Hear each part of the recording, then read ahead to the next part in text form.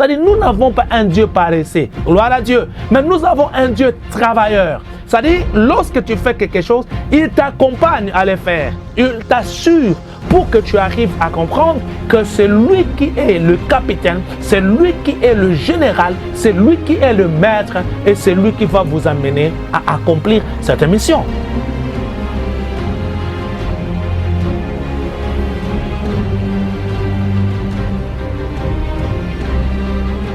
Shalom bien-aimés, nous sommes honorés de vous savoir en train de suivre cette vidéo. Nous sommes pasteur Moffman Twidi, pasteur de l'église selon le cœur de Dieu. Tous les plaisirs est pour nous parce que Dieu par sa grâce, il vous a gardé, il nous a aussi gardé, il nous a accordé ces souffles de vie que beaucoup de gens n'ont pas été bénéficiaires, mais par la grâce du Seigneur, nous les sommes, nous ne pouvons que lui dire merci pour sa grâce et pour sa bonté. Nous allons faire un partage biblique. Pendant ces quelques minutes, nous allons réfléchir sur celui qui est en nous. Vous savez, c'est en fait une expression, si vous voulez bien, un sujet que beaucoup de chrétiens n'arrivent pas à ne pas en parler. Vous savez qu'il suffit seulement que vous demandiez à un chrétien qu'est-ce qu'ils entendent de la chrétienté, qu'est-ce qu'ils entendent de leur Seigneur. Ils ont toujours quelque chose à dire. Mais malheureusement, la plupart des gens qui essayent de parler du Seigneur ont des lacunes et la majorité, bien entendu, n'arrive pas à comprendre l'importance même, ou si vous voulez bien, du fait d'appartenir à Christ. Pendant ces quelques minutes, nous allons réfléchir avec vous, là où vous pouvez prendre vos Bibles. Nous allons lire dans 1 Jean chapitre 4, on va prendre 5 et 6e verset. Écoutez ce que la Bible dit.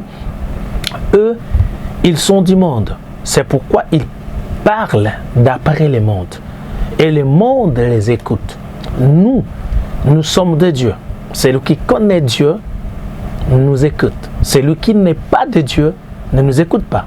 C'est par là que nous connaissons l'esprit de la vérité et l'esprit de l'erreur. Bien-aimés dans la foi chrétienne, là où nous venons de lire, l'apôtre essaye déjà de nous faire comprendre ce qui existe entre ceux qui appartiennent à Christ et ceux qui sont de ce monde.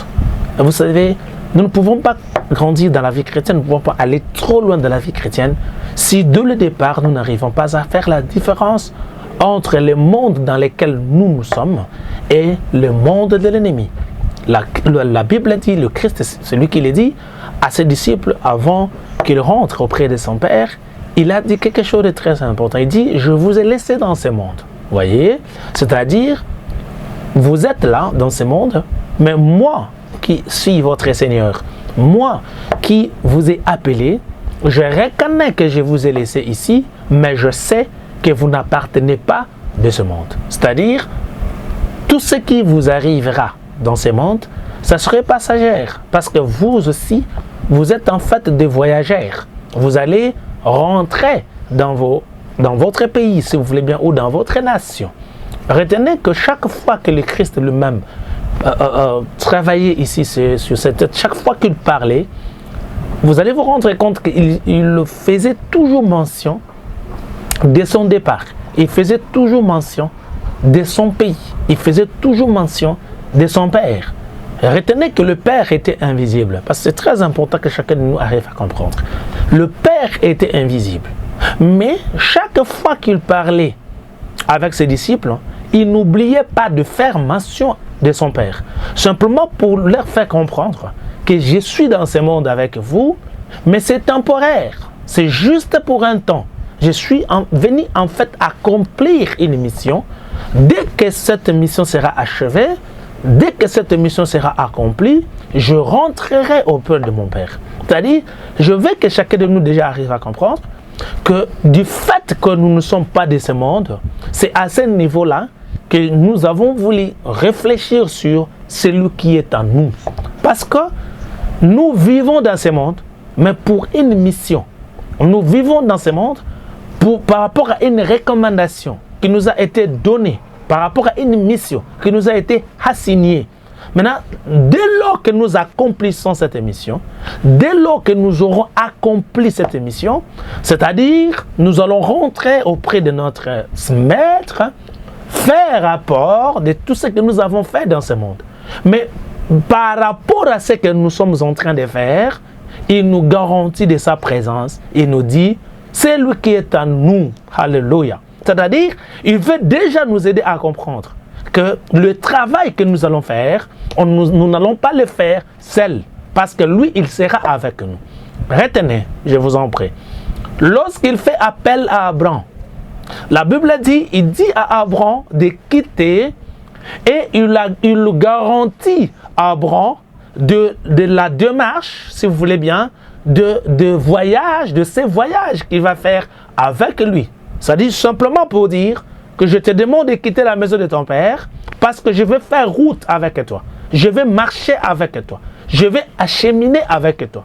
Je veux que partout où tu seras, moi aussi je serai. C'est-à-dire, il veut déjà mettre, si vous voulez bien, donner une garantie à Abraham. C'est-à-dire, le Dieu que nous servons, chers serviteurs de Dieu, chers enfants de Dieu, partout où tu es en train de suivre cette vidéo, je suis venu te dire aujourd'hui que le voyage que tu fais dans ce monde, que ce soit dans le domaine ministériel, que ce soit dans la tâche que tu occupes à l'église ou le travail que tu rends à l'église, tu ne le fais pas seul.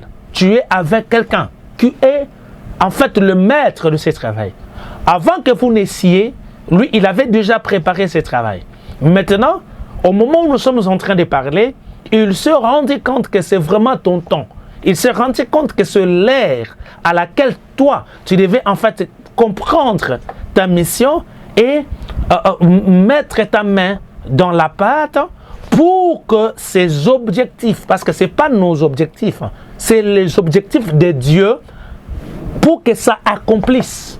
Il veut à tout prix que ces objectifs, qu'il puisse atteindre ces objectifs, mais il ne va pas le faire, il ne va pas atteindre ces objectifs seul, mais il va le faire avec toi. Mais dès le départ, il te garantit de sa présence. Lorsque la Bible dit celui qui est en nous est plus fort que celui qui vit dans ce monde, à ce niveau-là, on veut déjà nous faire comprendre que le voyage que nous allons faire pour accomplir la mission ou l'idée de notre Seigneur, il y aura des combats. C'est pour cela qu'on nous garantit en nous disant que celui qui est en nous est plus fort que celui qui vit dans ce monde. Mais bien aimé dans la foi chrétienne, permettez que je vous dise quelque chose. Dieu qui vous a appelé dans ses services, il est un Dieu qui va vous rassurer, qui va vous assurer, qui va vous aider à accomplir cette mission. Mais il ne va pas, en fait, vous regarder faire et que lui, il ne fait pas. Chaque fois que tu accomplis quelque chose, pour lui, sache qu'il t'accompagne. C'est pour ça le Christ, qui était sur cette terre, il a dit quelque chose de très important. Il dit, je fais ce que je vois mon Père faire. Alléluia. C'est-à-dire, le Christ, il veut déjà nous faire comprendre que ce que lui fait, il ne le fait pas par lui-même, mais il voit son Père faire, c'est pour cela qu'il le fait. C'est-à-dire, tel que vous êtes là, si vous voulez vraiment associer votre Seigneur dans le travail, si vous voulez associer votre Seigneur dans votre vie, si vous voulez associer votre Seigneur dans la mission qu'il vous a assignée, dans la mission qu'il vous a donnée, sache que c'est lui qui commence en premier. Regardez, vous allez comprendre.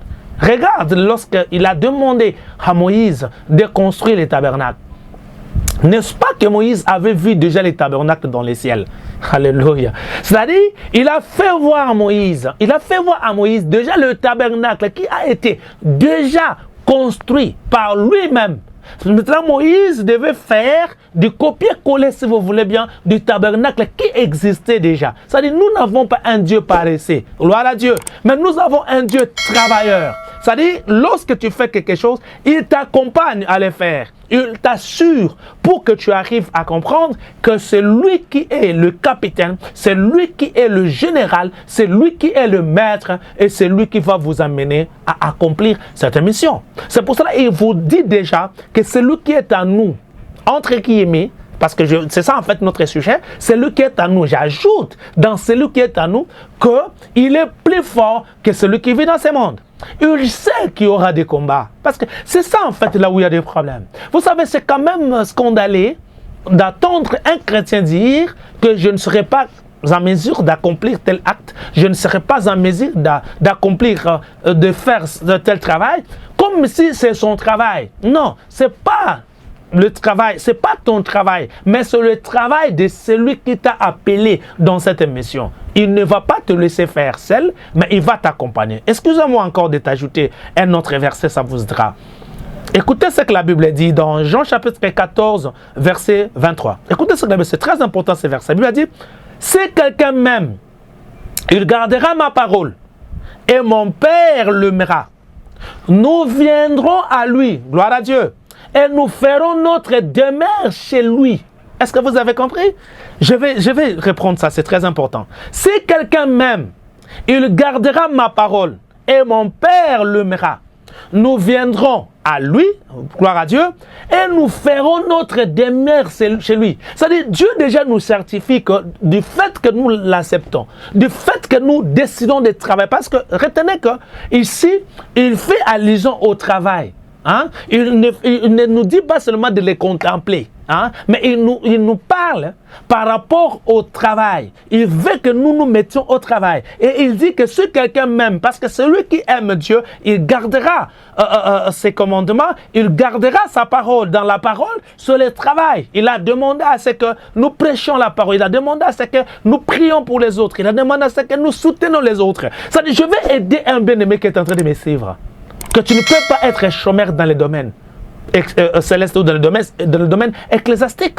C'est-à-dire Dieu qui nous a appelés, dans ce travail, il a fait tout pour que nous accomplissions ces objectifs. Il a fait tout pour que nous réussissions dans ce travail. Il a fait tout pour que même si le diable lui-même venait, hein, qu'il ne nous empêche pas à faire l'œuvre du ministère.